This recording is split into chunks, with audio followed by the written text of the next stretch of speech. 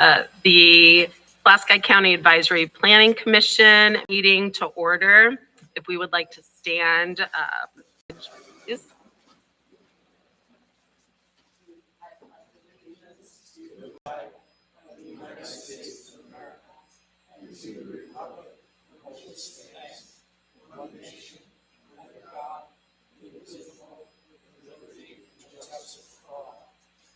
Remain standing for just a minute. I just feel like with everything going on, we just need to take a little moment of silence and remember Charlie Prince. And I also have a nephew that was at the school that was shot at by someone yesterday. I just feel like we need to take a moment and remember these folks and have a bit of a recall. I'm so sorry.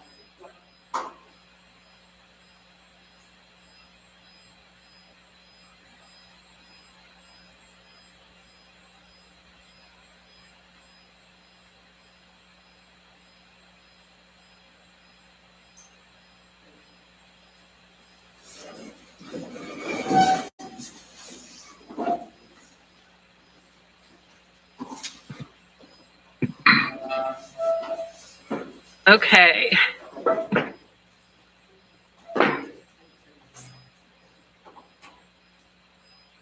There. All right.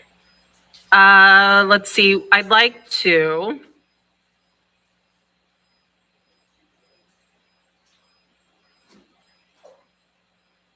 have a motion to approve the agenda, but we would like the addition of the BESS fee schedule in the new business and the data center and battery storage moratorium added to the old business.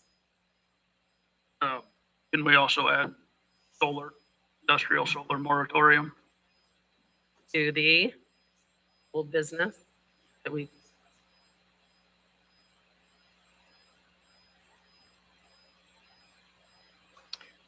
Can I have a motion? Second. All in favor? Anyone opposed? Okay, that carries. We've approved the agenda. And we are not going to approve last month's minutes. We're still working on putting that the rest of the way together with the move in the courthouse and like all the folks that are in the midst of all of that. We need to have a little grace and we'll bring that back up for the next meeting.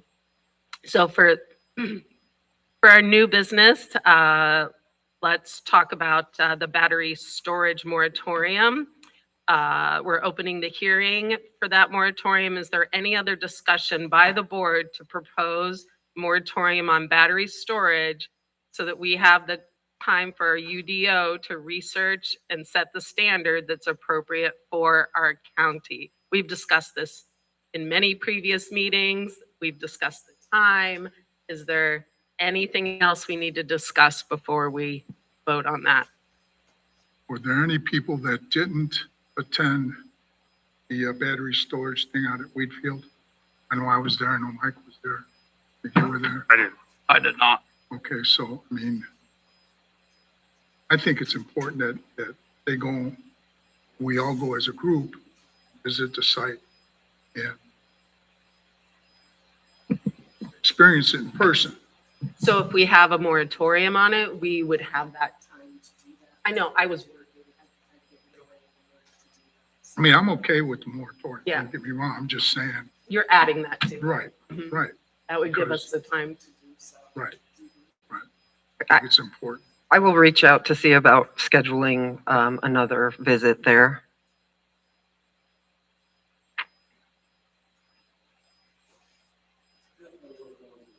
Mhm. Yeah. Definitely. Yeah, because it's a lot different experience it in person than reading it on paper. Expecting something. I agree. It gives us more time to go. Anyone else? Have a motion. Need to The read way- through anything? You want me to read through some of the language on the moratorium? Sure.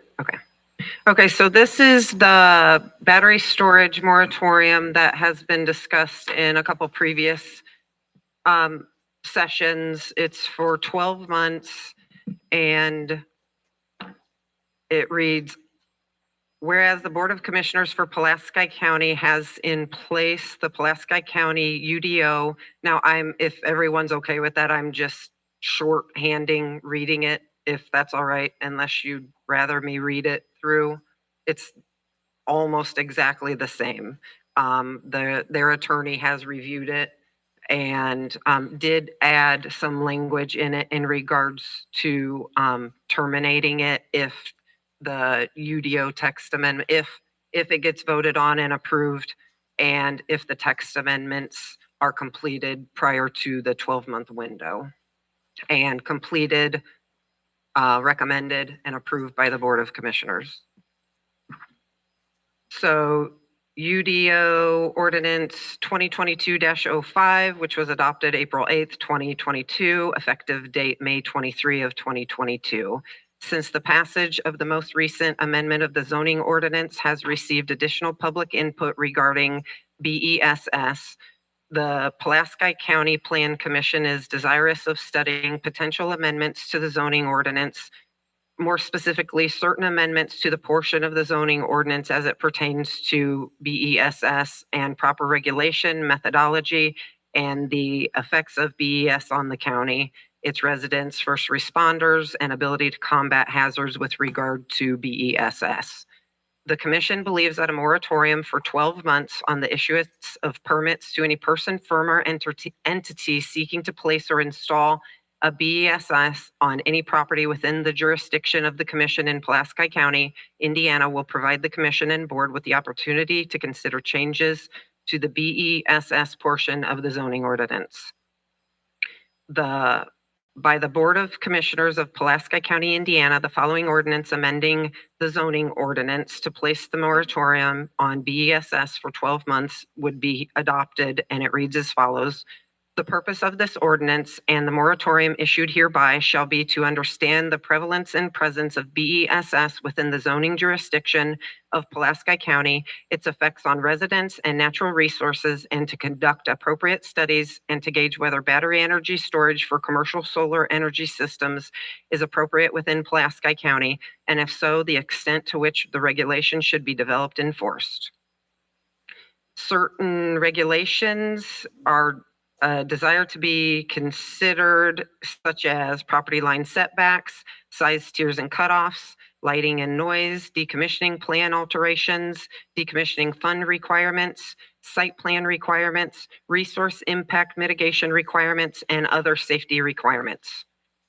Section 2 reads definition, meaning battery storage energy system is BESS. For purpose of this ordinance, board means Board of Commissioners of Pulaski County, and zoning ordinance means the UDO 2022-05. For purpose of the ordinance, commission will mean Pulaski County Plan Commission. Section 3, moratorium. Number 1, commencing as of September 11th, 2025, a moratorium shall be in full force and effect in Pulaski County for the issuance of permits to any person, firm, or entity seeking to place or install a BESS on any property within the jurisdiction of the Pulaski County Planning Commission in Pulaski County, Indiana. A moratorium shall be imposed on the filing and acceptance of any new applications for the permitting of BESS for 12 months. The length of the moratorium set forth above may only be altered upon a majority vote of the commission at a public hearing. Was this reviewed The- by our attorney too? Yes, so Cliff had added the number 4 for purpose of the ordinance. The commission shall mean the Pulaski County Planning Commission. I reached out to him and the county attorney in regards to if a moratorium were to be placed, that if your text amendments you recommend and they get presented to the commissioners and the commissioners approve it, then you can terminate this moratorium.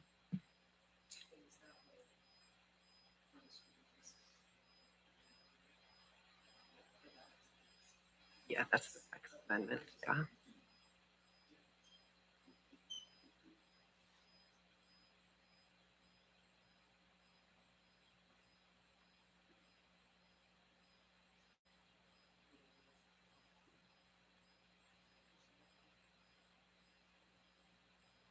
Add,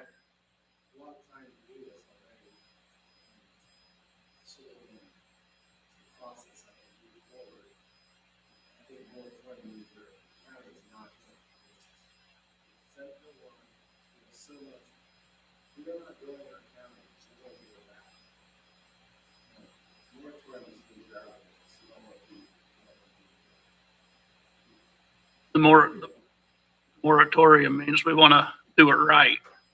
Take our time and do it right.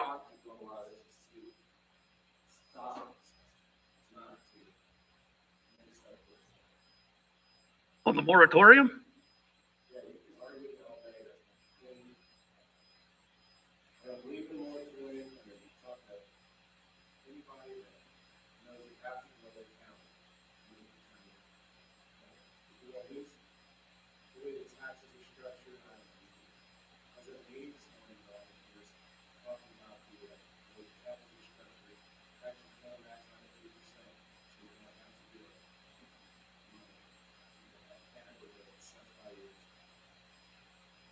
So the one thing that we did talk about was, and we could add this in, it doesn't have to be a year. So if we just got our attorney, and so I feel like we were like, here's all of this, and a person can do one, so much. And we were talking, we're already getting close to the end of our budget for him, but I feel like he needs to have the time. If we have it all cleaned up and cleared up, we could end the moratorium early if we needed to. So it doesn't have to be a full year, but a full year gives us the time, where we could go back in and look, because, we just don't want any bumps in the road that we can solve.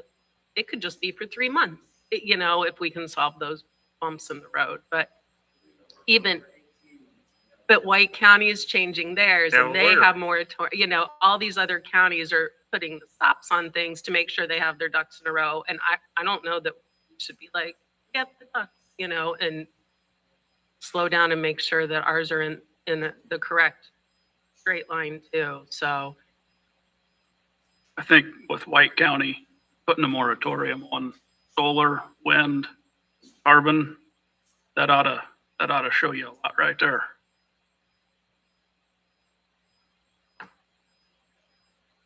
and that anyone's like, we can't have, I think we just want to make sure we're doing, what we've tried to do, I feel like, all along with all of this stuff, but When you don't have an attorney, it's difficult. it is. I mean, trying to get the moratorium done for how long? If the commissioners won't accept a moratorium that hasn't been looked at by our attorney, how are we gonna do an ordinance that hasn't been looked at by our attorney? Right. We've been stuck not being able to do anything.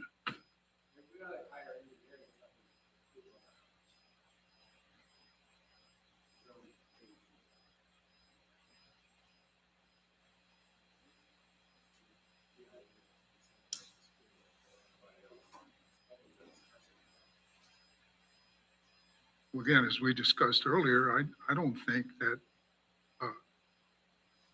putting a halt temporarily on this to further investigate it is going to hurt solar. Solar's already been accepted. We're already building solar. I mean, they can put it in that line. They can ship it out to New York or wherever they want, store it. Storage doesn't have to be Do we even have? like an oil pipe. No. So right now, there's not even someone applying, so it's not hurting.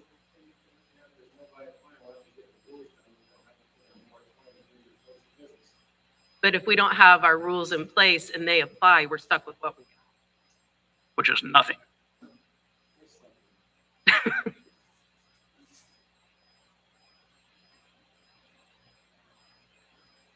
I like black and white, so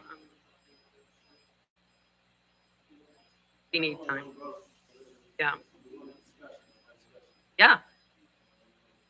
I'd like to, like Ray said, I'd like to go see it. It's all about.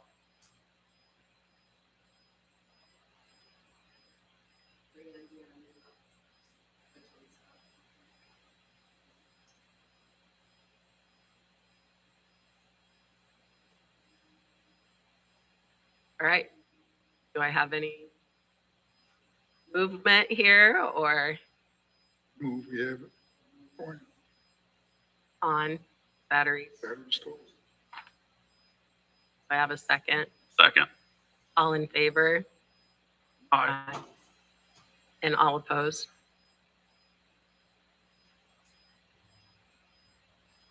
Okay, that is moving forward and we'll, Yeah, we are. No. Okay, this is just discussion of all the documents that you guys have been getting the last few weeks in. Yeah.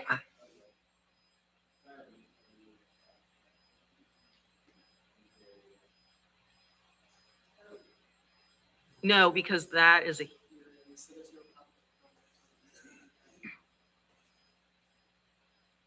Well, you can offer.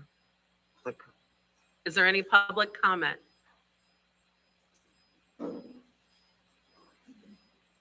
Sorry, I thought with hearings that there was no public.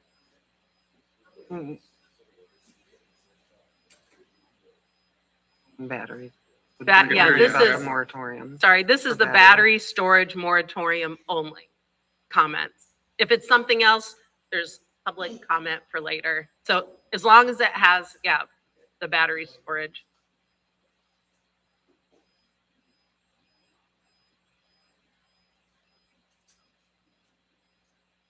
Hello, my name is Daniel Straka. I'm the field manager for the Green Coalition. I realize you had just made a vote on the moratorium, and it said that the goal is, or part of the language in the moratorium's goal is to give the board an opportunity to get the ordinance done as soon as possible. 12 months is a very, very long time. I have a love-hate relationship with moratoriums. I see how much put them in place. I understand the want to take a step back and do the right thing for the county and make sure that, like you said, have all your ducks in a row.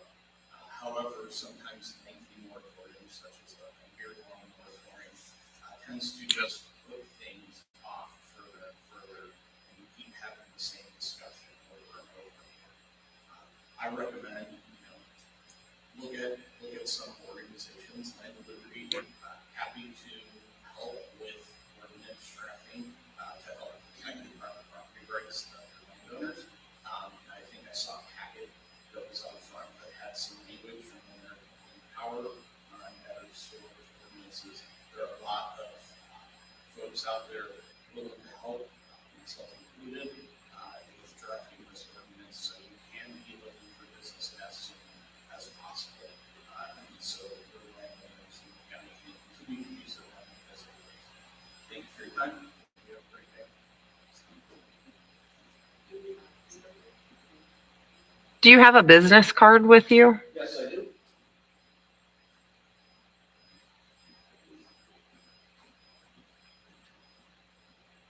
Thank you.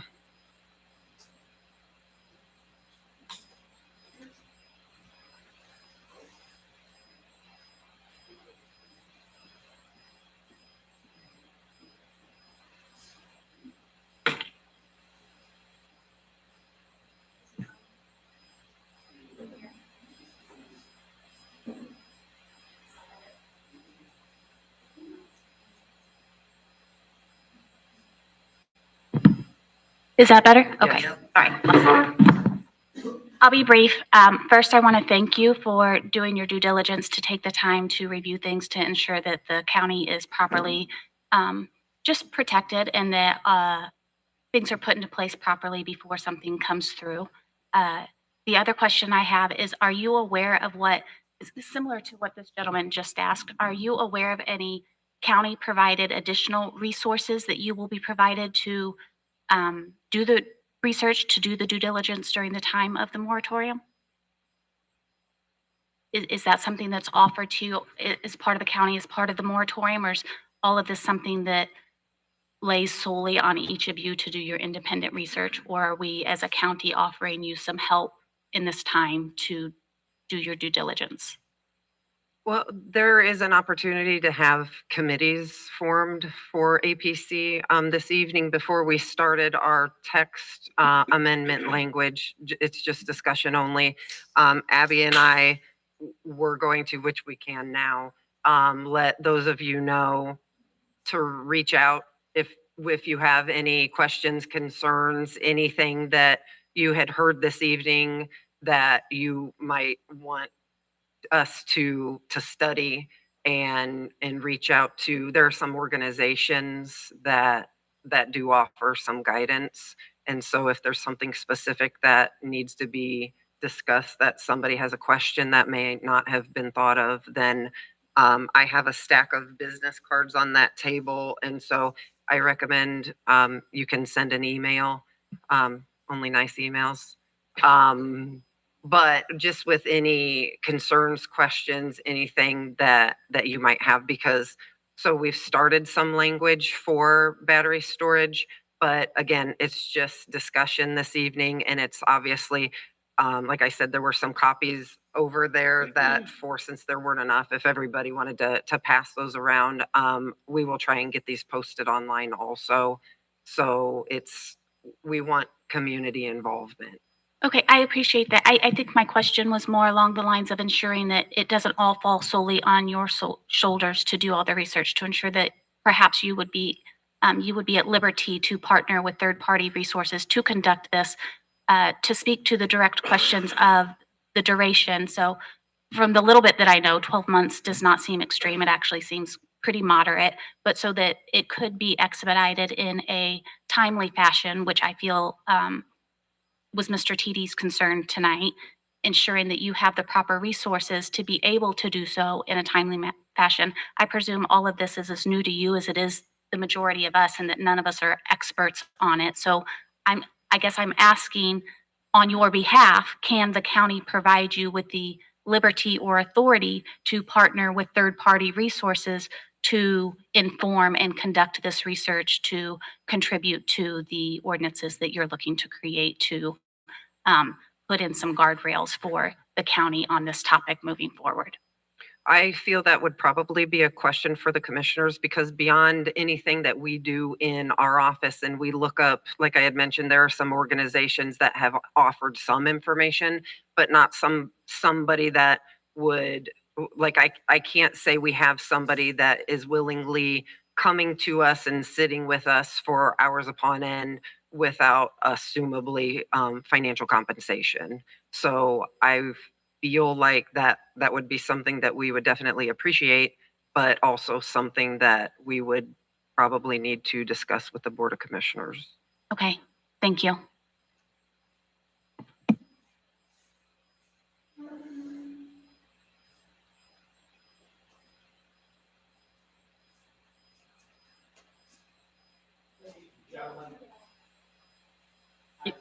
Can you turn that back on?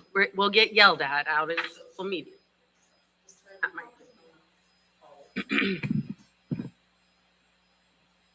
When you consider things, remember what LLC stands for. It avoids liability. And you need to write your ordinance such that's canceled out somehow. Thank you.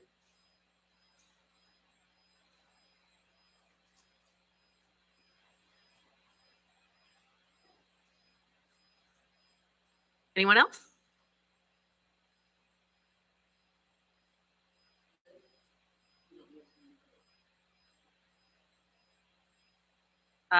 Moving on to text amendments, discussion review, section 7, including BESS and data center language. So. Okay, so board and those of you who got a copy, this chart here, like we've done in the past when we discuss text amendments, this is for discussion only, as a guide for consideration, recommendations. Left column reads how the ordinance presently reads. Right column has some recommended language. Some of the language that has been included in regards to the BESS section is language from portions of our own ordinance. we have discussed and reviewed Delaware County, Warren County, Jasper County, White County, Montgomery County, Link County, St. Joe County, and Kosciuszko County. And then reading some documents from different organizations. The board each has received packets, which were also placed up on the table of some additional information where some discussion topics, recommendations may have come from. So again, this is just for reference and to start the conversation for these portions of the ordinance.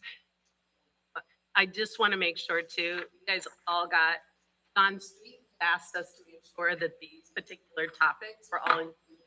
And when Carla did go through, everything was already in there, so he must not have just had a minute to take a look at what we had put together. So I just wanted to make sure that we all knew that what he had brought up was already here, that we're not skipping anything that he wanted us to look at. So it's all in here.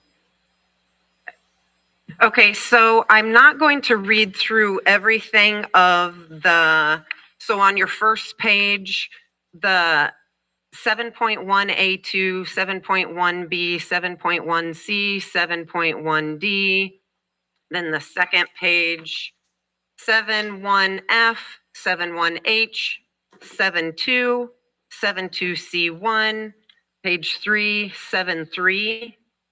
Because as you can read the recommended language, the only thing that was adjusted in those is regarding adding battery energy storage or adding BESS. Now, one question could be brought up in regards to, you'll see that in certain areas it says CBESS for commercial battery energy storage system. And so I had left that open to the board for any discussion in regards to, do you feel it would be best to classify for utility scale as CBESS for commercial, as opposed to BESS? Just more black and white than, Battery.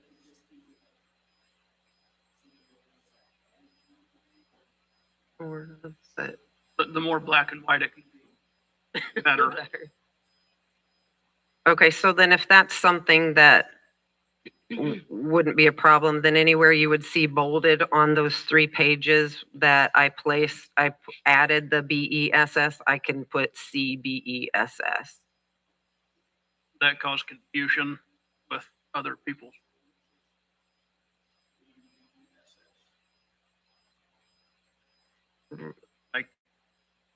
He's talking about. Other Oh, counties, the- they well, say then- BESS. I I guess if we have the definition of what it is. Okay, so I do have on your very last page, on the very back. So this is portions of 8.4 of the ordinance. I'll just skip ahead to that since you brought that up. So we do have definitions in our ordinance in regards to, you'll see acronyms throughout our ordinance. Also for clarification, when somebody says, for example, a word component, exactly what it means.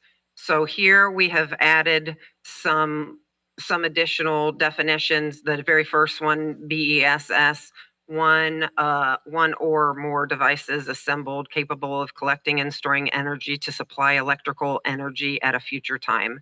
The term includes, but is not limited to, electrochemical, thermal, and electromechanical technologies. The definition. Just so BESS, that's completely fine with me.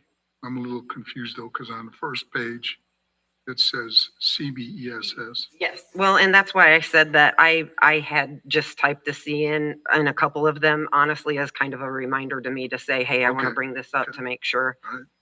So, okay, like I said, as you'll read on the first 2 pages and then 7.3.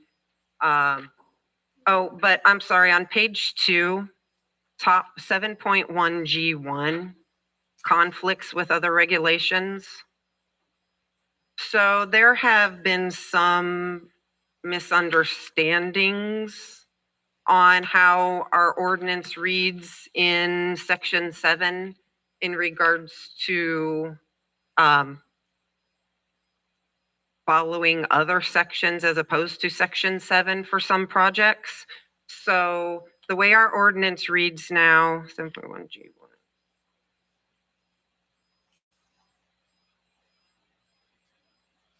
Conflicts with other regulations. Nothing in this section, and I skipped that because there's no changes to that. In the event that any provision of these regulations imposes restrictions different from any other ordinance, rule, regulations, statute, provision of law, or other sections of the Pulaski County UDO, then the rest of our ordinance reads whichever is stricter would be abided. And I feel because we have had conflicts in regards to certain entities believing things didn't mean what they said. For example, I'm just going to say what the example was, sorry. Solar developer didn't believe the fence was a component, and then they argued that because the word fence wasn't put into that section of the ordinance. However, the way we have always run the building department, whatever between federal, state, local, town, whatever is the strictest ordinance we should abide by. And actually that language is in the Pulaski County ordinance. However, I felt like this should be still added in here so nobody's confused that section 7 is about solar, battery storage, data, wind. So I guess just clarifying it more, making it more black and white. And then, so on second page towards the bottom, 7.2B, adding language for BESS, no component of a battery cell, racking system, container, or dedicated use building shall exceed 20 feet. I placed 20 feet in there because I had seen that has been consistent in regards to dimensions. When I was out on the tour, they weren't 20 feet tall. I italicized that for discussion. I did see of other ordinance we had reviewed, 15 feet was one of them. Otherwise, 20 has been fairly consistent. Any discussion on that? Okay, page 3, I will say 7.3 liability. I did recommend, instead of saying, you'll see where may was X'd out, bodily or dashed out, I'm sorry, bodily injury and property damage and may be required to name Pulaski County. I felt it better to just say shall name Pulaski County. And then also in section B towards the bottom, hold harmless Pulaski County and its officials, potentially adding and agents because of us having third-party entities and engineers that do help us in some of these projects. Speak out if you any concerns, of course. Bottom 7.4A, decommissioning plan outline.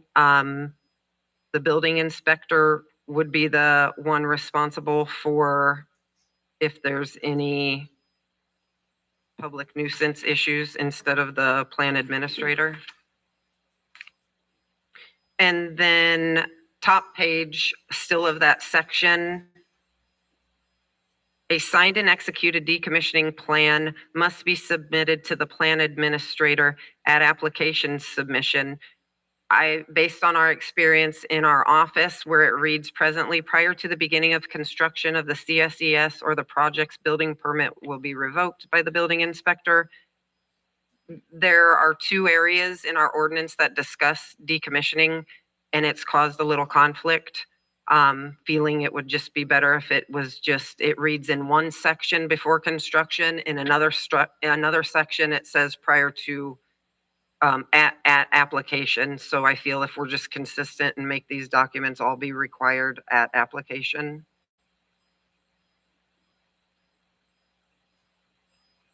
7.4C1 is also another section where it reads,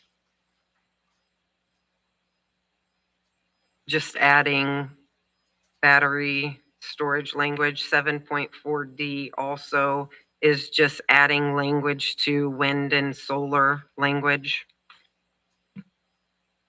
7.5 application procedures. So this is where you could discuss if it would be permitted use or permitted via special exception. On this chart that you have, this legal size paper, when our office had reviewed, you'll see the far right column. So some more than not have it as a special exception. They would, regardless if there's a special exception or not, if you have your ordinance created appropriately, they still need to abide by the ordinance. Or rezoned industrial.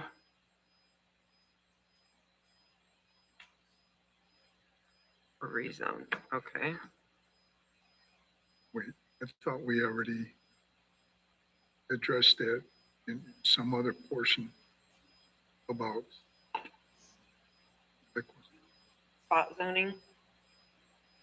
Well, no, that, wasn't it agriculture or something was allowed? Solar? Well, in A1 and A2, Solar, it is. not batteries.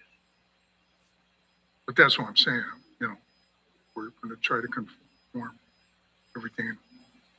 Or am I wrong? Since, Oh, that's valid. curious. Mhm.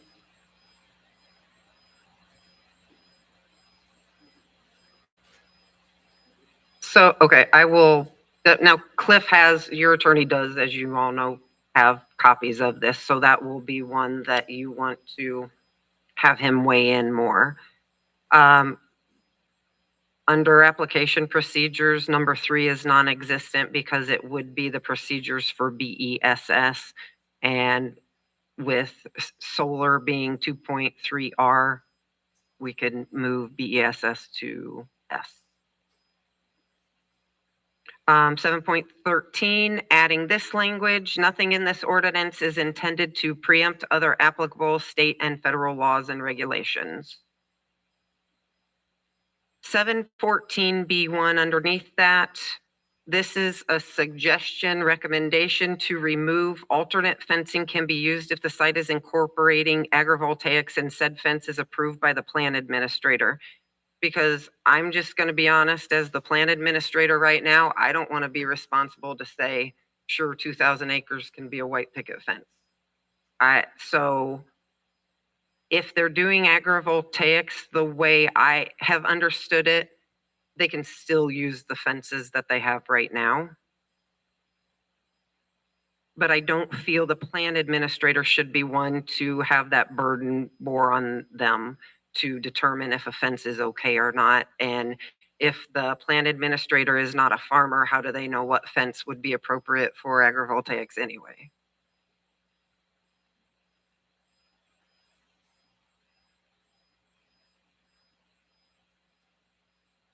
Comments on that? Does that sound acceptable? Questionable? Further discussion? Todd, it's just presently leaving the plan administrator, the one that if a developer comes up and says, we want sheep, can we have a different fence? Right. And so far, based on what I've seen in other areas, they are using that fence for agrivoltaics.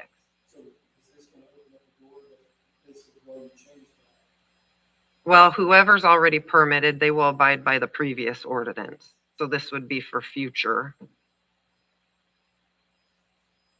I know it's minor, but it's also not minor.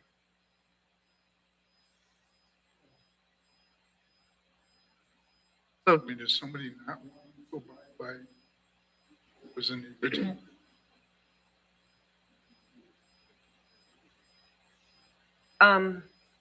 Well, not this, not changing the fence type, no.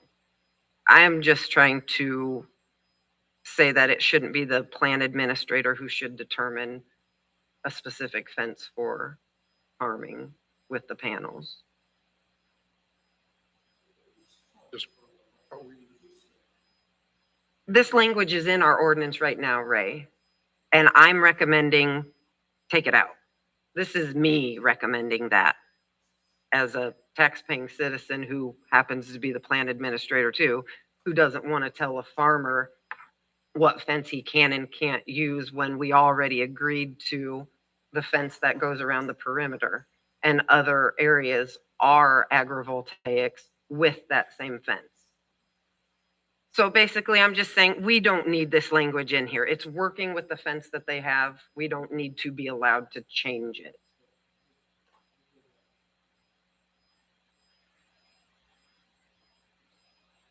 Can we go back just And- for a second? When I had mentioned rezone as industrial, I wasn't saying solar. You were talking about. I was talking about the batteries. Battery. For industrial. Not the solar.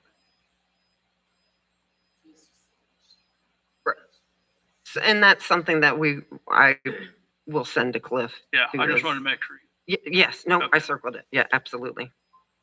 So with the fencing, you're just saying, keep what we got, let's not have alternate options. Right.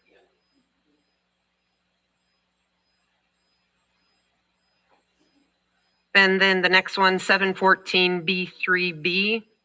Again, the plan administrator will provide an online grievance form for the public to report concerns in regards to landscaping.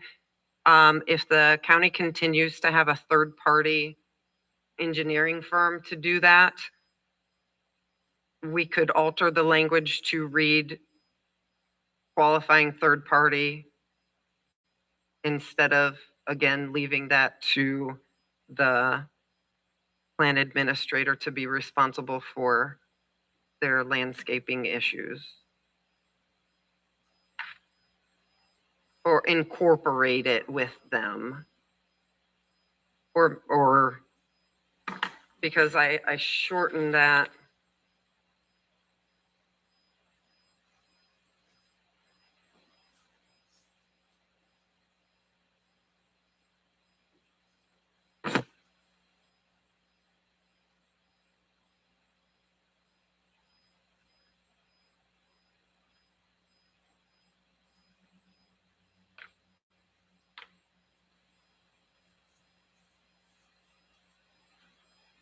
So how it reads, the plan administrator will provide an online grievance form for the public to report concerns regarding the quality or quantity of project landscaping buffering.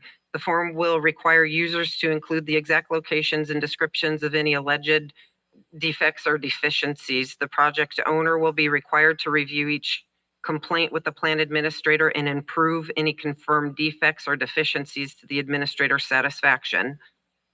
I feel this language is important to be in there. However, adding the third party or a qualified firm, language of that sort. And then we did talk about the cost of, for the, Right, and then which in your fee schedule, we can put the language in there, which I did type up what our current solar fee language reads. That it says, so whatever you choose for an application fee plus costs in monitoring compliance with all building codes and laws during pre-permitting, pre-construction, construction, and post-construction costs would be assessed with a 10% surcharge and billed to the developer.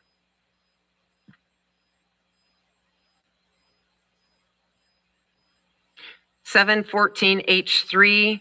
So in discussion with the county surveyor and the highway superintendent, and on a lot of the issues that have been happening in regards to setbacks. Ditch clearing has been a concern a lot with the surveyor in regards to the fencing not being set back appropriately in the 75 feet. So in regards to clearing, in regards to the spoilage and the clearance of the spoilage, it's even in Indiana code for 75 feet, but in discussing with Jenny and Gary, it makes better sense to make that setback be 150 feet instead of 75. You can't get equipment through there. If the fence is there and they've got to turn the hydraulic around, and then where will you dump the spoilage?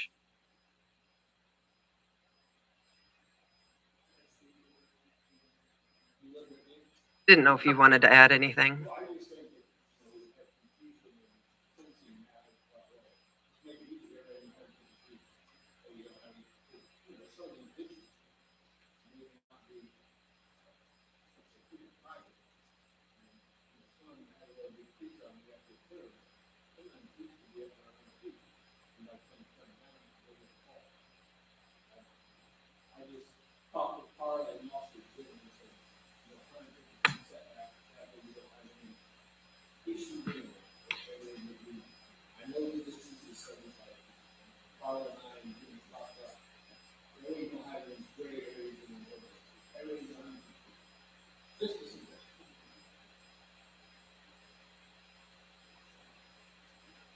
Seven 715B1 feeder lines and utility interconnections.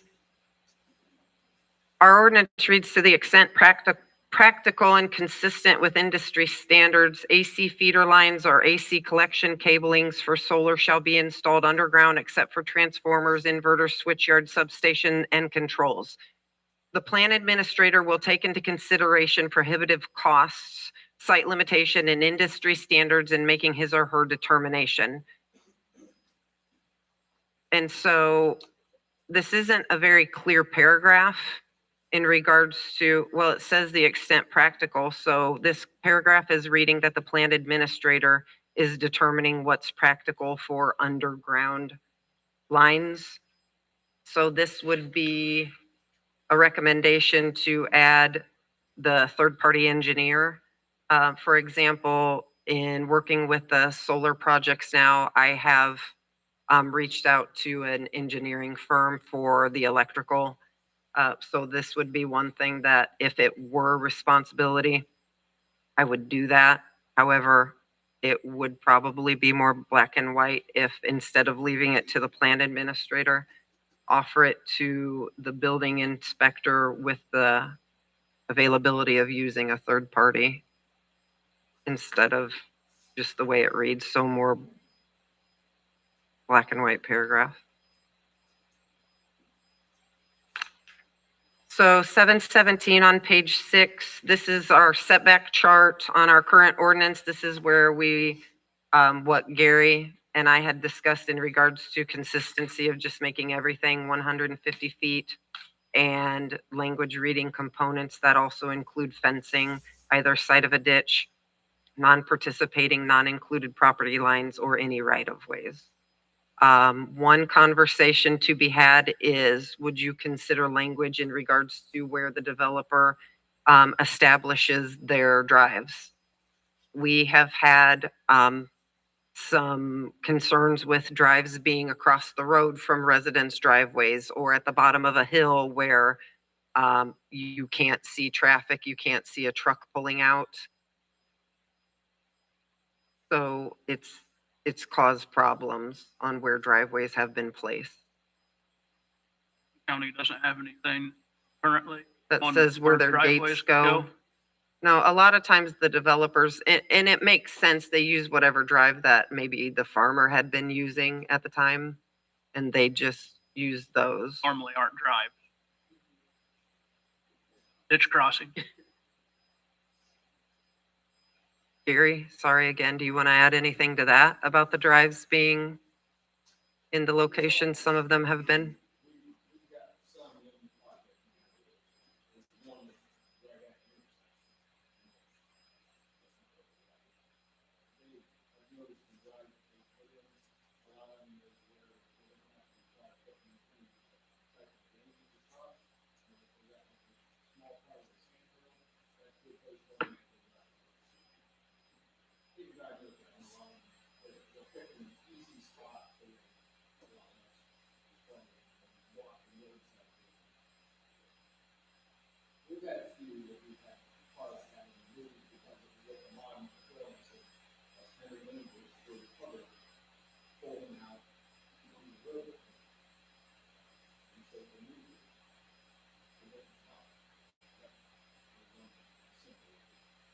Can we require them to check with, or to do, check with you before they put in a drive? Well, so we could establish language that reads that the site plan, they would need to offer a separate gate site plan that needs to also be approved prior to permit issuance.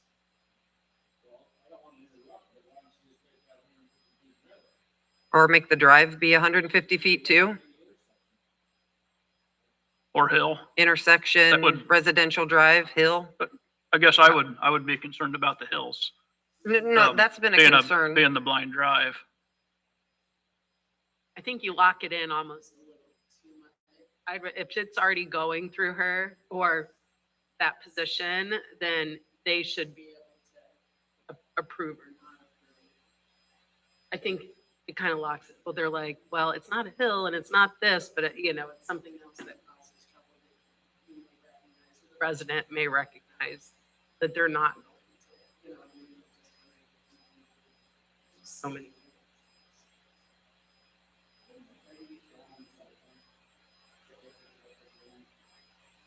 They are, the way the language reads that it is not, like their gates aren't part of what needed a final approval.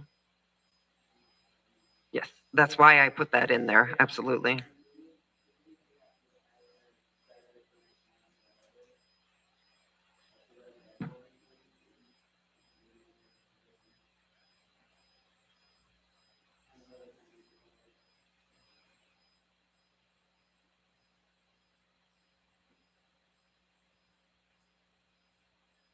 Okay, I wrote that down. Okay, so 719 is in regards to dust and noise and light control measures. And so consideration of adding language that reads, the owner will demonstrate the following requirements are being met and assessed weekly, daily, I put the question marks there, with maintenance reports submitted to the building inspector and or compliance monitoring firm.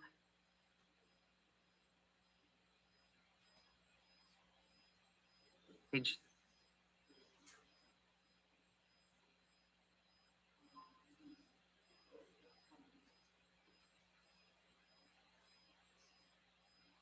Okay, no questions on that. So now this is moving on to the language. 7.21 is non-existent in the ordinance. That's why everything is bolded. Battery energy storage system. The definition and the language reads, an energy storage system is capable of storing and releasing more than 1 megawatt of electrical energy for a minimum of 1 hour using an AC inverter and DC storage, subject to regulations under IC 22-14-8, which is amended from time to time, required to follow NFPA 855 standards. Those facilities must provide a permit issued by Homeland Security along with all other plans, submissions, or documents required by all applicable portions of Section 7 of this ordinance. BESS, which collects, store, and distribute for residential or business use, only are exempt from this section but are to abide by accessory use guidelines as prescribed elsewhere in this ordinance. So you do have documents in regards to the NFPA 855 standard, Homeland Security. It is in Indiana code that they do require permitting through Homeland Security. I do work with Homeland Security and a lot of commercial, almost all commercial projects in Pulaski County. So retrofit is in regards to solar, top of page 7, solar facilities that want to add battery storage. It's just reading, you still need to apply for battery storage as anybody else would.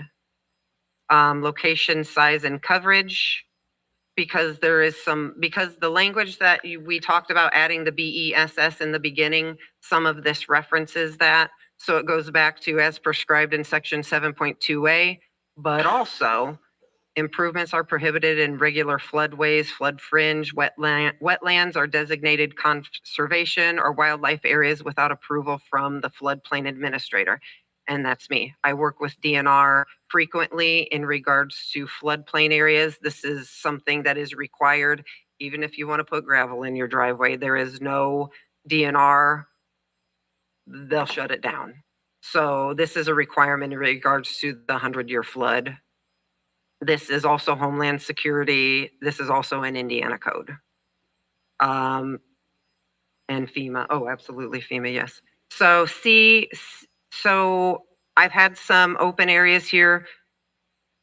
BESS are permitted in locations as prescribed for commercial solar. So then this would go into, Tyler, what you had discussed in regards to industrial.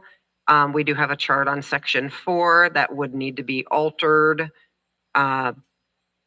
So also, they will not cover less than recommendation 5 feet, 10 feet, and then no more than so many acres as designated by the USDA Soil Data Access. So they do, like, you all may know more about that than me, that they do soil quality testing. And so that could be something required. So This is where then, the limit of acres would go in. yes, Like currently Jasper County has a 10-acre limit for lock, I guess. Wasn't it Jasper County? I think so. Yeah, Jasper County.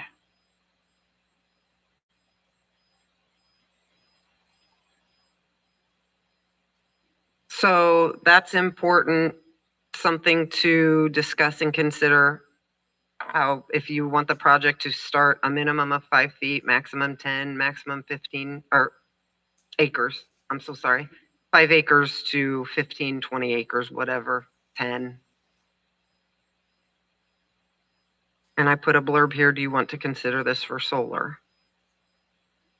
And then if you go to this chart showing the percentage, I can't guarantee 100% that these acres in solar are accurate. When I've spoken to a couple administrators, for example, White County had said their total renewable of White County is 3.9%, but the actual components is only 2.7% compared to the 3.9. So all renewables covering White County is 11,930. That is like the contracted ground. And the 8216 is the components.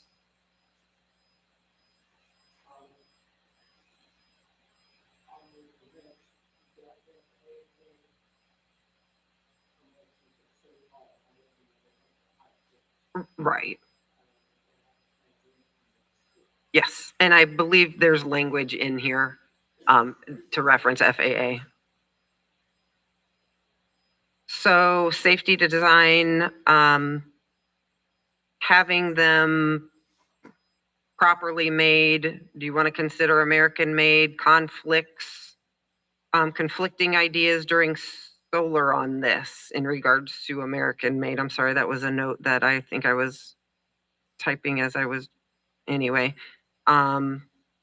Submit a certificate of design from the underwriter's lab or equivalent third party, So can also the UL. we put American? I tried that on the solar panels. That's why I put that, this was a note to me, conflict during solar, so. But let's put it in. Let's, I think there was a legal issue with that. there was. Yeah. Let's put it in. Just for fun.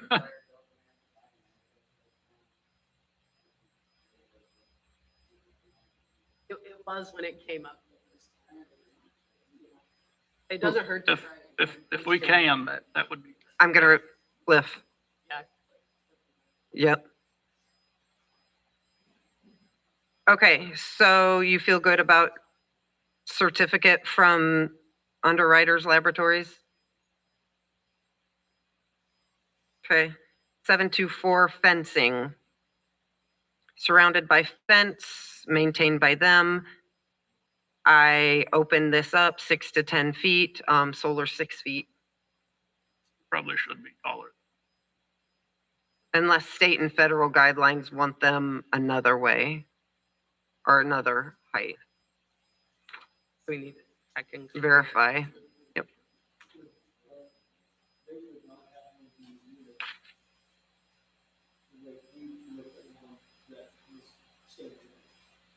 Right. Granted, you need to make sure there is a fence, and it's in the right. But what if they usually put them inside the perimeter? Always. That would be an NEC requirement, National Electric Code. It would have to be the components. But it also requires the another fence. Not necessarily. I'm reading it as another fence. Are you saying if it's on the, like the same field as the solar panels, if they put it inside? Yeah, it's in the middle, it's 500 feet, which I understand that we want, 500 feet from the roadway, home. Then we already have the perimeter. Right. Oh, yes. I'm so sorry. Yes. So if it's surrounded by solar, right. I'm assuming the It- purpose right in the middle of the road says under the track. They're gonna put that in the middle, shorter lines everywhere, one road. Right. I wouldn't, Right. I wouldn't assume. That's how it was out at Wheatfield. No, this is a standalone, correct? Well, it's on the edge of, On the edge, on the Yeah. edge. it wasn't in the middle, No, it was not. right?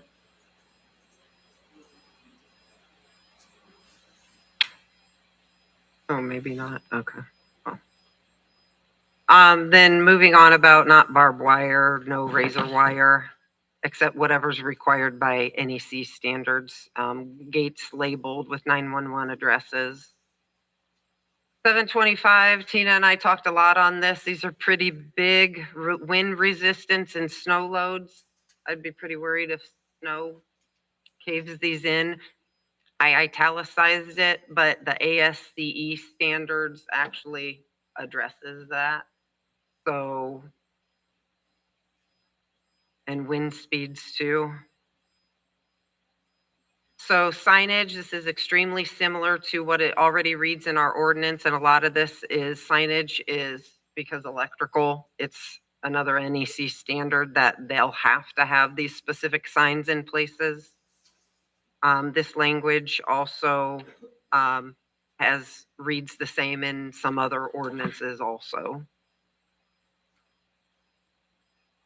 So page 9, landscaping and screening. The property will be cleared of all combustible vegetation and other combustible growth. It would have a vegetative screening along the outside of the perimeter of the fence. Would you potentially have the black mesh or allow farming instead of landscaping? I know certain sections in Stark County, they allowed to farm it instead of having screening. They can have the screening and farm it. Fair enough. And then more specific detail on 2 rows, can't be closer than 6 feet, can't be further than 20 feet. Type of screening, trees, shrubs, berms, to create a natural looking semi-opaque area. And then if anybody wanted to non-participating property owners wanted to waive the right, then they need to have a waiver, which would be recorded at the courthouse 45 days after execution. And the developer would be responsible for it. Height, I've seen a standard of 20 feet for the most part. Like I said earlier, one place I saw 15, I just put that in there so that was separate. So then the electrical portion of this, in regards to components, making sure they comply to national codes, ANSI, NEC, IEC. Talking about feeder lines connecting, cables. And they have to be buried 36 inches below grade. Gary, sorry again. 36 below grade. You've,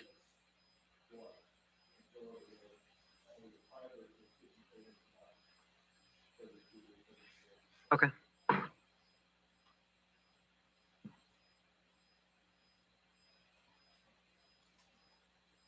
Then talking about poles and underground wiring.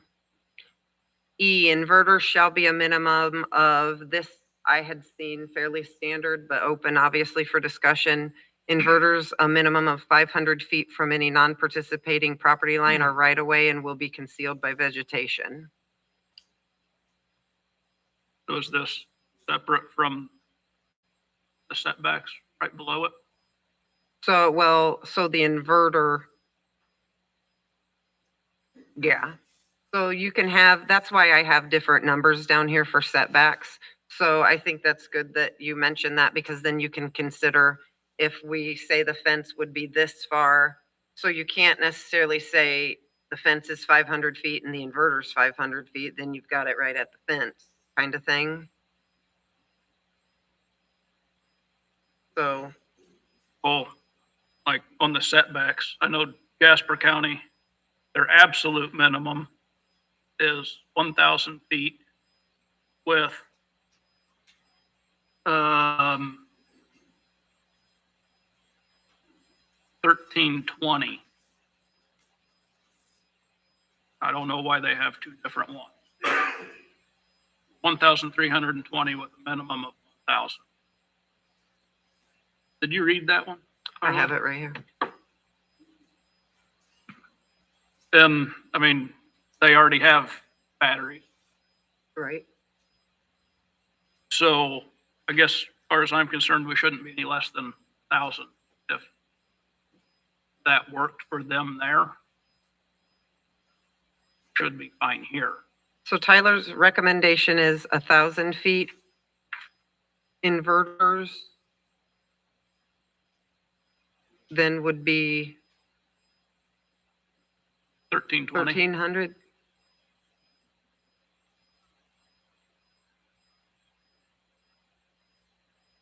Anybody else?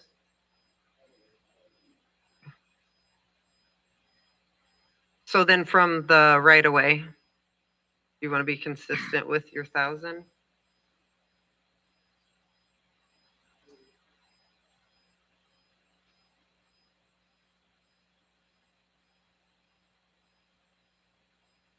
Okay, then if a non-participating property owner waives their setbacks, then again, it needs to be recorded and within 45 days of execution.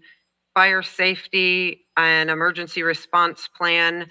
This is in Indiana code and also NEC, and you did have NFPA information I gave you.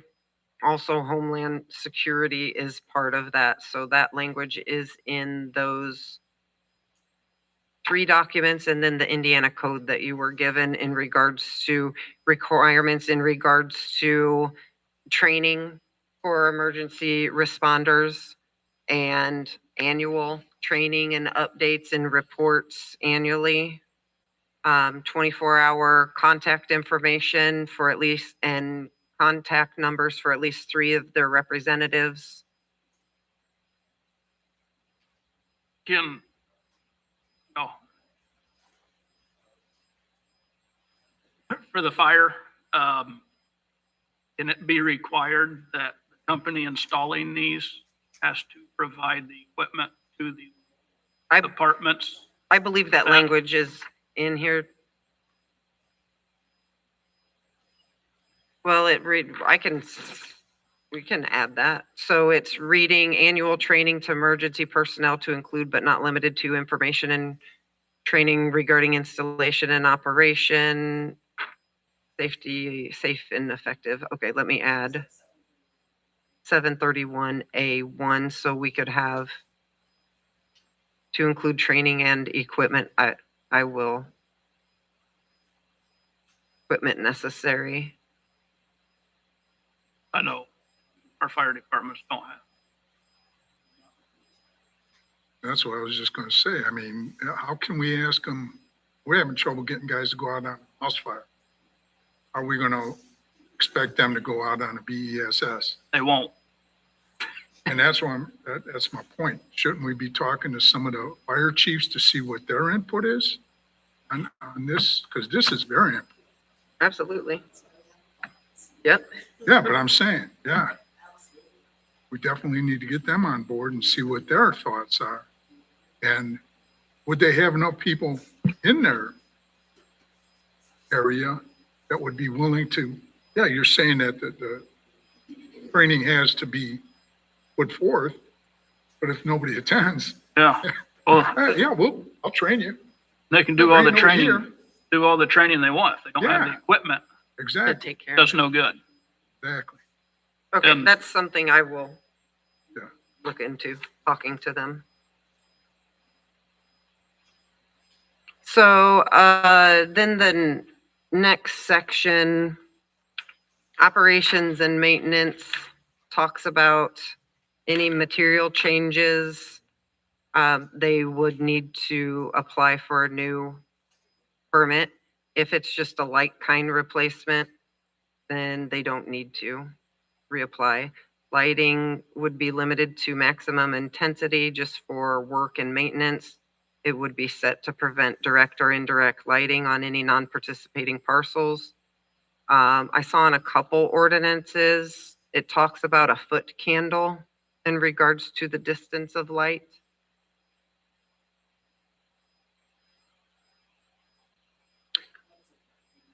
So that's what I thought too and Googled it. So if this is my candle in a square foot, it's saying at 0.5, it's going to be half a foot. Does anybody know better than me on that?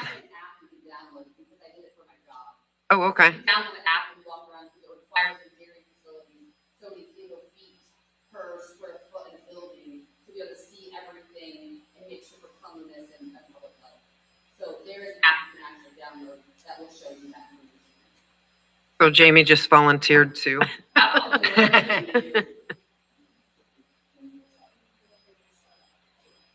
So it's basically, so when you put a candle in 1 square foot, it has to be able to be seen so far away from that candle.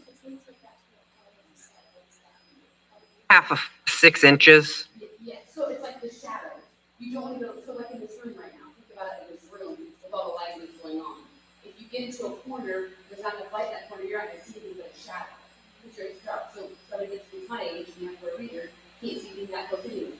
So that extra lighting literally helps you see that. So that's what we're getting at, is how much candle foot per square foot is required to see everything, so you're not gonna miss anything. But electrocuted that, all the things that could go there, play with all this situation. So, I mean, honestly, it's like she said, she Googled it. It's not difficult to understand, but if you get that app out and you utilize that app, you can see what it means like, it's what it means, like, show you in the actual setting. It reverses, so that you're not allowing lighting on the non-participating parcel. So it's basically reading, as it reads, half a foot of light would spill onto a non-participating property line. Correct. Yes. Thanks. No, appreciate. Okay, so the next is noise. Generally saw 50 decibels. That's what is in place for solar. For those that went to the battery facility, Tina had a decibel reader. And when we were parked in front, what do you think? That fence was about 300 feet from where the road was, Gary was with?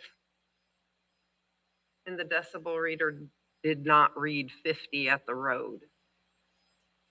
It was less. I don't remember the number. Really? Shocked. Shocked. Yeah, we were very shocked because when we were standing next to them, it was Yeah, loud. we had trouble But then, talking. yes, Yeah. exactly. And I felt sorry for the guy that did not know that. It's almost He was a 100 participant. yards. That was his property though. But I'm Right. just saying, Right, right. But didn't we talk to the fire department chiefs years ago about this special training and special equipment? Yes, yep. And Yep. they haven't got it. No, because it wasn't in our ordinance. So Well, they keep telling our fire chief they don't show up. they were gonna start one before planning too, Yeah. planning season.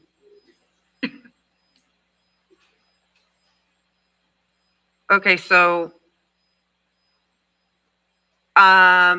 building inspector can hire somebody to determine noise level, and that would be part of that 10% service fee. Only materials, vehicles, and equipment can be stored inside the fence area. So basically, this is saying they can't store things outside of the fence in the setback. Talking about how material storage waste needs to be removed appropriately. Hazards. Creating an annual report that offers description of any repairs and replacements if they received any complaints regarding specific items such as setbacks, noise, appearance, safety, light, and use of roads, and what the resolution they created to those complaints. How many calls they made to emergency services, and make sure annually their liability insurance is current and updated. And a summary of service calls to the facility, and it would be annually certified. And we actually talked about, because there are 27 pages of like information, if we wanted to stop halfway tonight, be able to have a chance to go back through, talk about it the next time, and then introduce the second half, and give us a chance instead of like throwing it all at us at once. You guys Right. feel okay about that? And with that being said, just to let you know, a lot of the language is language, again, in other ordinances, in our ordinance for solar, tweaked here and there, to see what has worked and what hasn't worked for solar, for an example. This also gives the public an opportunity for you also to review some of these documents, or the language in here. And I do want to note, if you go on page 21, the battery storage application fee. So you see on that chart some fees. Just consider, do you want it per kilowatt to megawatt? Or if it, goes up to megawatt, if you wanted to tier it, and then adding cost and monitoring compliance to whatever you decide for your fee. Then if you decided for it to be a special exception, our commercial fee is $500. And then page 22 is, and I basically cut and paste this from the application process for solar, just so we had something started.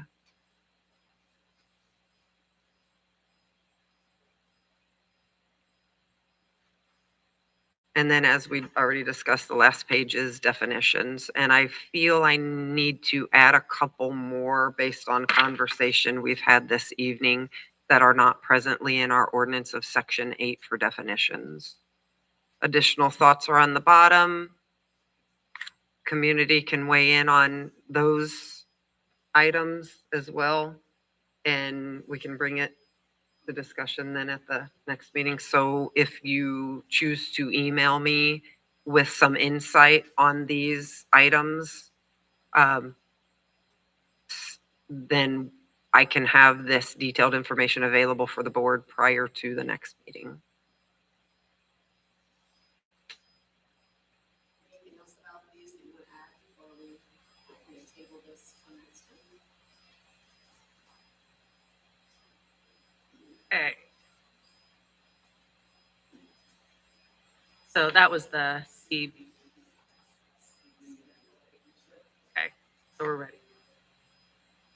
So at the beginning of our meeting, we needed to add in our old business a data center. What's the word? Stop. Moratorium. No, moratorium. Sorry, I'm sick. Trying to get through. Moratorium, and so Tyler had asked for that. So Tyler, would you like to? Well, and it's not just data centers. Carbon, I think you had added carbon capture and solar. Right? Yeah, that. Yeah. Okay. You know, that when I was doing research the other day on the zoning ordinance, I didn't even know White County did it. They have, just a few months ago, they put a moratorium on solar, carbon capture, wind. I mean, that should speak volumes that White County does it. They're obviously seeing issues need corrected. I think we should probably, obviously we just did it on the batteries. We have time to do it correctly. As far as industrial solar, we're already at 4%. That is actually permitted. We're at 13 to 15% that is reported. All of these other counties around us are anywhere from 5. The highest, I guess, is White County at 0.45. I think we really need to take a step back, look at it, see what we need to change. Solar, also carbon capture. I haven't done any research, either of them. Time to do our. I guess my only question would be, I know all this stuff takes enormous amounts of water. Yes, Where's the water gonna come? I mean, I don't want it coming from my well, I don't either. you know. Or Suck my taking, well dry. or taking our crops irrigation water. Exactly. That's I what mean, this we've- county yeah, was built We've already on. done that. I mean, Yeah. how far can we go before we ruin it? I mean, now, one other question. Has the state or the feds stepped up yet? And started to address this in a way that would actually affect our area? There's been a lot of talk, but I don't know that. Well, I know it's been brought up and discussed, Any but I of you mean, know? May I ask, is that okay? She seems like she would be.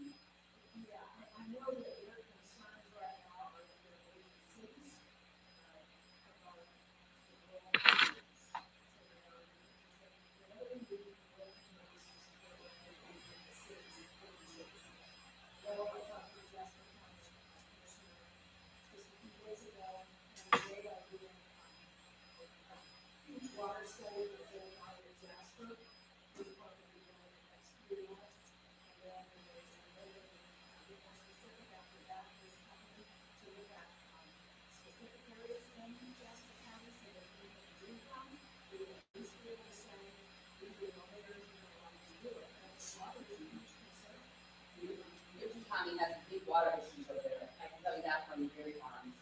those dairy farms have 6 to 8 wells for each giant dairy. And that's across 65 on the west side. On the east side, they have 4 and 6, or more as well. I mean, I took all the state farms, so I know. So there's water issues over there. We fortunately don't have that yet, but it could be a real problem. So there's nothing from the state right now that you know of, like coming through? Okay.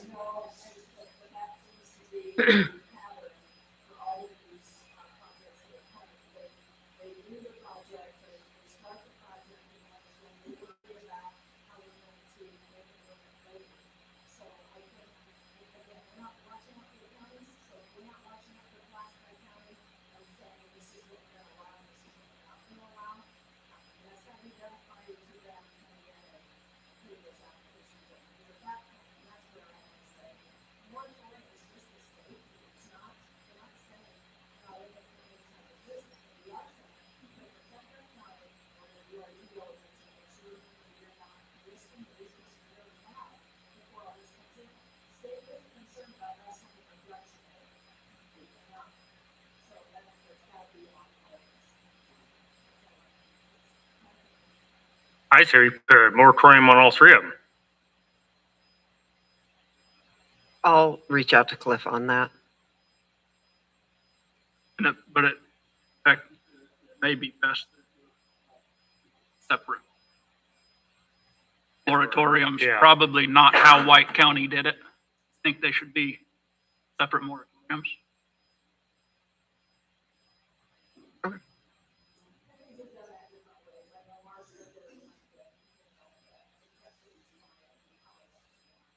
I think sometimes if we separate it, Tyler and I,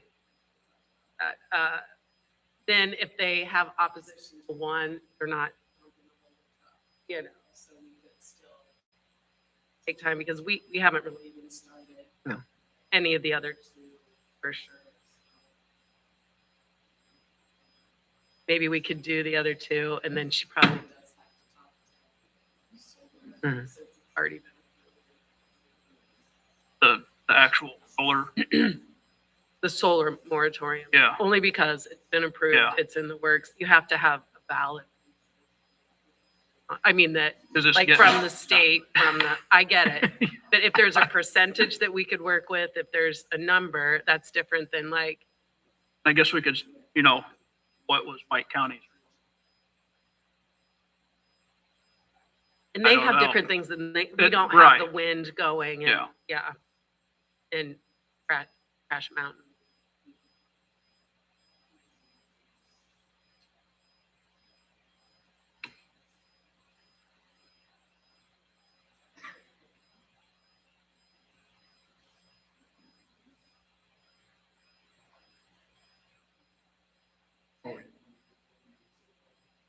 I think there's, Wait one sec.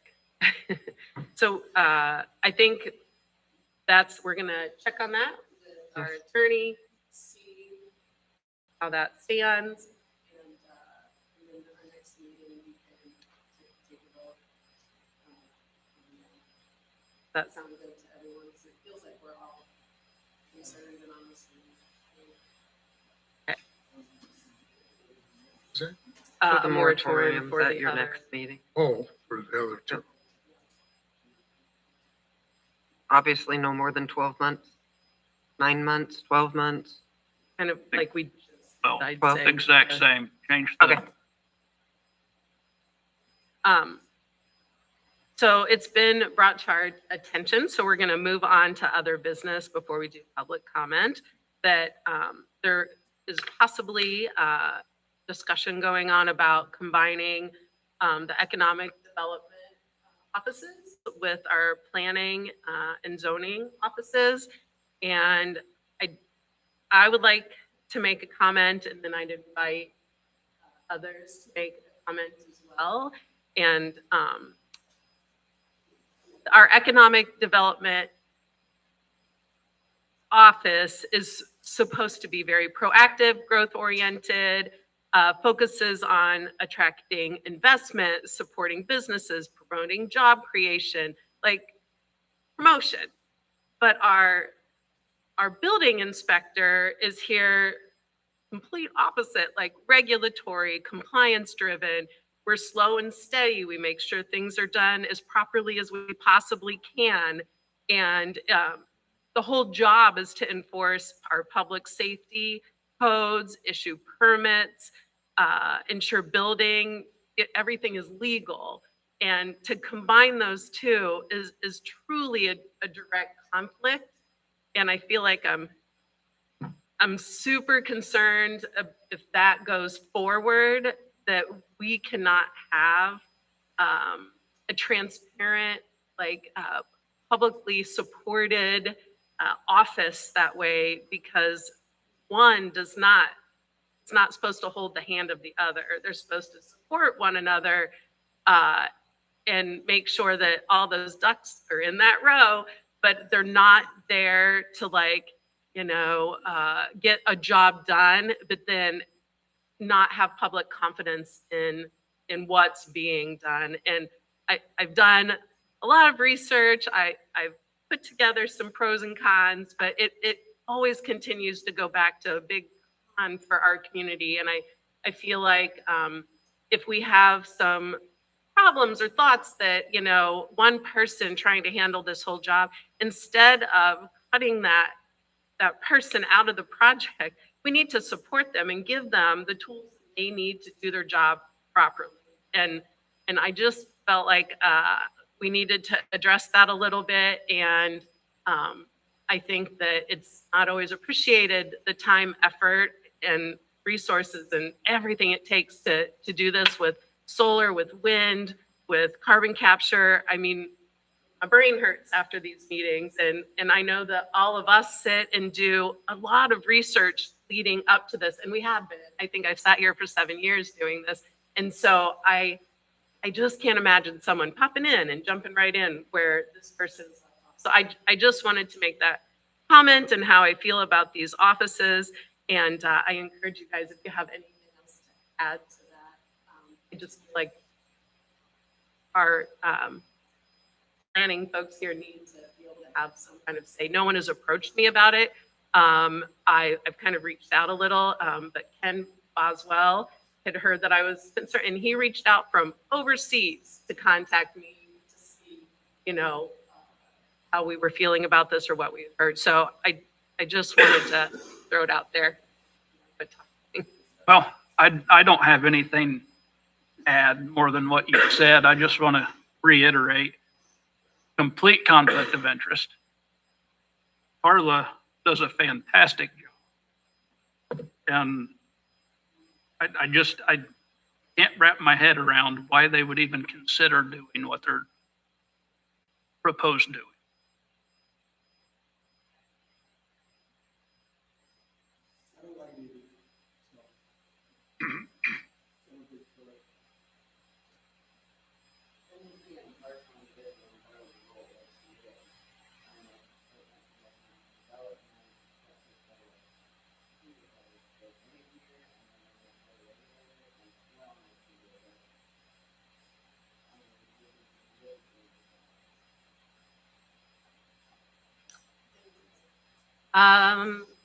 Let's go ahead and open it up to public comment.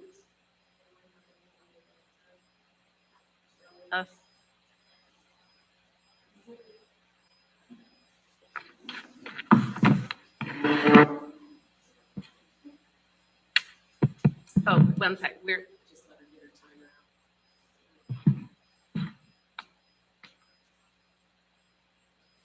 out. You have 3 minutes. Okay, you're not surprised that I'm sitting here, right? No. Go right. First, I was not aware that you were not consulted about this potential merger, and my empathy goes to you. I don't understand how or why that would have come about without consulting the people who would be directly impacted by it all. So Brandy, I haven't either. thank you for disclosing that. I think that brings a level of transparency that we all appreciate. And again, we appreciate what you do and your transparency on that subject. I would like to address the other proposed moratoriums that you're going to consider. So we talked briefly as a group tonight about, the water impacts, et cetera. But as I have mentioned before, we would really benefit as a county from a risk and benefits assessment before we move forward with any of this. I keep hearing money. And frankly, I'm tired of hearing just money when I'm not hearing another way that we are looking to build revenue other than looking to energy to come into our county. There are things such as the public safety risks. There's emergency response gaps, which you talked a bit about here tonight. There's environmental and health hazards. There's zoning and land use gaps, which we're directly trying to address here tonight. There's financial and legal accountability that we have seen like a ping pong game with solar. Like, we didn't know what we were getting into. You don't know what you don't know until you get into a position of that. And that's where we're at now. And unfortunately, I'm not like saying I'm pro or against any of this. I'm saying, let's take the time to do our due diligence and get our ducks in a row and be better prepared, because unfortunately the tension among our county and I didn't bring that part up, you know, the moral impact that all of this is having. And just to add a little more color, so Indiana has 92 counties. 72 counties have enacted moratoriums or bans on utility scale renewables while they draft their ordinances. Let me repeat that, 72.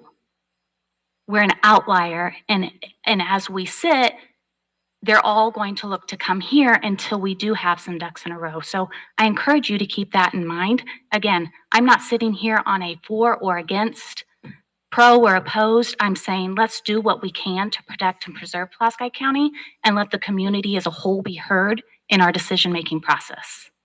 Thank you.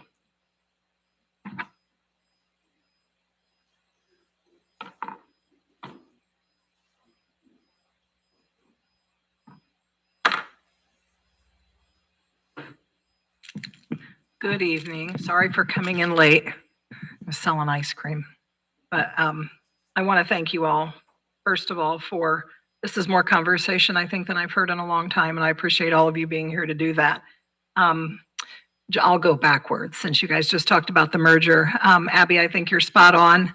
I was blindsided at the last commissioner meeting with what I thought was supposed to be a merger, and when I read the title and it said elimination of the building department, I about fell out of my chair, as you probably have heard.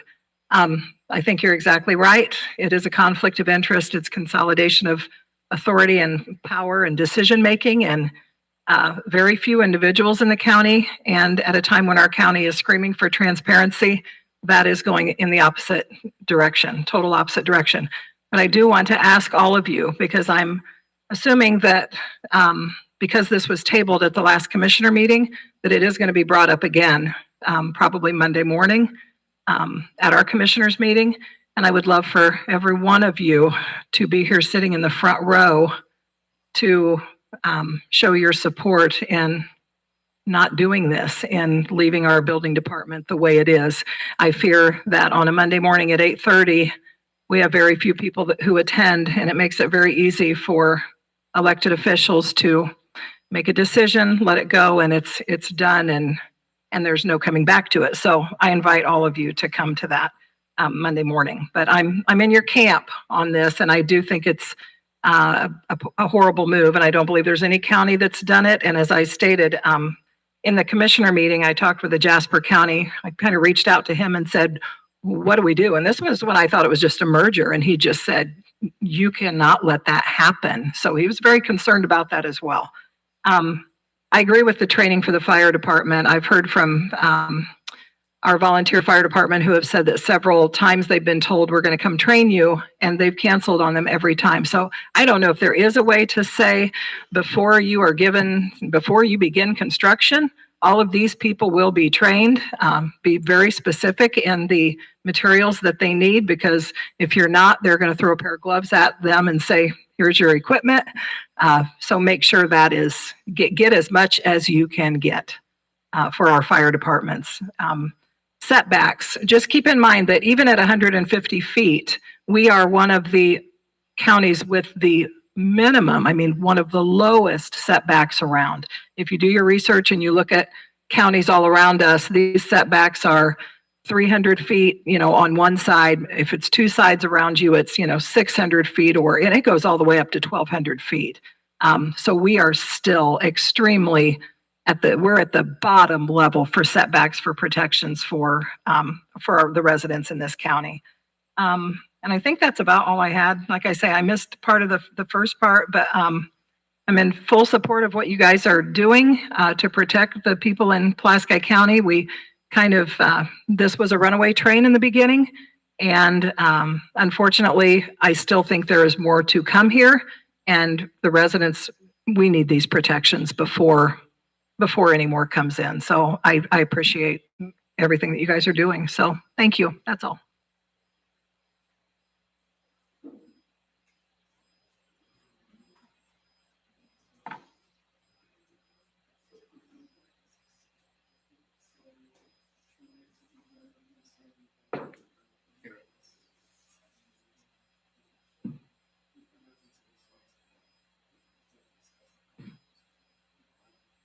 Sorry.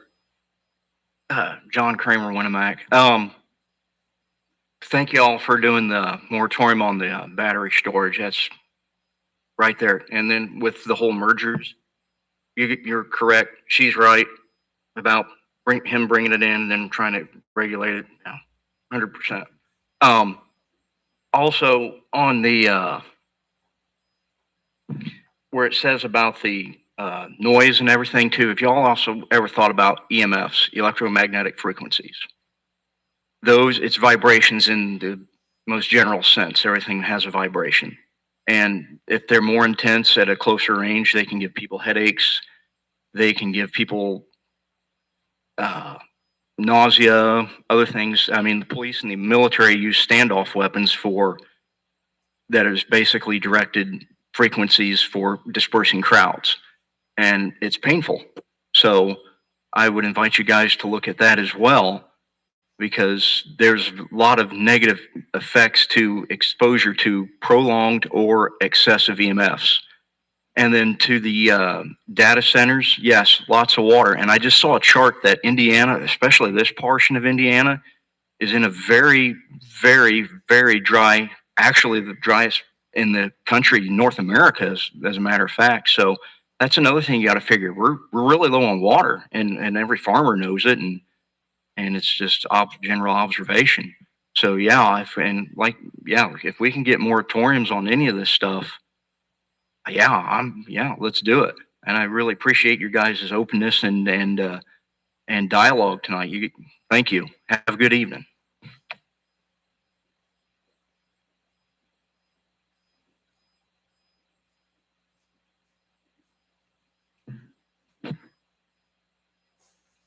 Joe Moyer, I want to thank you for your efforts tonight. As far as the merger is concerned, look at the presentation. It was sprung on the county. That means they're trying to hide something. I don't know what it is, but when it's presented the way it was, it is not good. Thank you.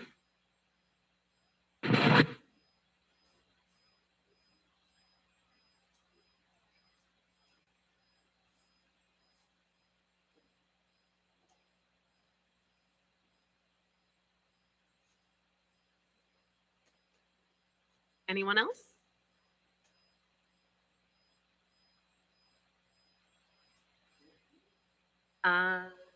We know when our next meeting is to be determined because of harvest. Right. I get it. So we can't we couldn't within the next 2 weeks due to legal time for publication. Question on meetings. I don't know where I heard it or read it, but I heard something about commissioners not to start meeting twice. Actually, Don Street had said several times in the next couple of months.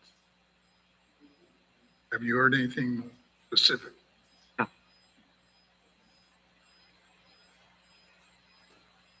And I'm not sure why. I'm not confused by that too. Why all of a sudden the uptick in I would. Yeah, I don't. Well, I think it had a lot to That's- do with the UDO, Goes the right back question to on what they did. UDO, that Probably. we weren't up to date on UDO. Yeah. Well, I don't know ever. There's always Yeah, something true, coming through. true. Yeah. Perhaps can I don't, I could be incorrect, so let me just put that up front. Until we have things officially through, so like utility and major changes to ordinances and we however, they're not in place, so they're sitting as is, as we said in counties. Yeah. Would you need to then benefit getting that part done, because that's time? Yeah, but that's that rush thing that we don't want to do. So we can't like rush through. We want to make sure that we get, if we need to have, someone come in and do a study, or if we need to like check with the fire departments, or when we need to, so, and even get back to that battery storage place. I mean, we all actually do jobs. And so it takes a minute for us to be able to do those things. And so we don't want to rush. I mean, whenever our next meeting is, we'll be able to approve what we can and move on and check into the next section. So, but we could do the moratorium next time and vote on that so that we could have a chance to look at that. Correct? Yes, but as it stands right now, since they did vote on the battery storage moratorium, so they recommended a moratorium, so then I will present it to the commissioners at their Monday morning meeting for their approval of APC's recommendation for it. Then it will, yes. Yeah. You got it. So so if the attorney agree,